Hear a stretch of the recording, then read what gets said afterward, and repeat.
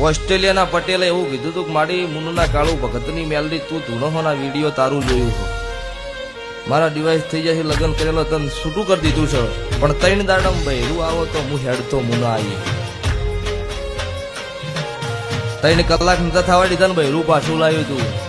પછી ફોન કર્યો, ભુવાજી ભૂલમાં આવું કહેવાય ગયું, ઓસ્ટ્રેલિયાથી સાઈડ તું જમનું આવું.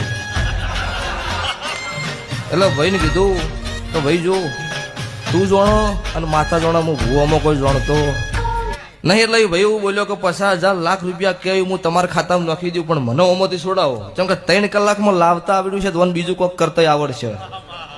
એટલે ભાઈને કીધું જો ભાઈ એવી રૂપિયાની આશા મારા ભગવાન છે નહીં, પણ મારો મેલડીનો ભગવાન હું હાથે દોઢ નહીં લ્યું, બીજા ભાઈના હાથે દોઢ લેવરા. ભાઈ દંડ ધર્મા તું કરતો છોડતો હોય માતા તો.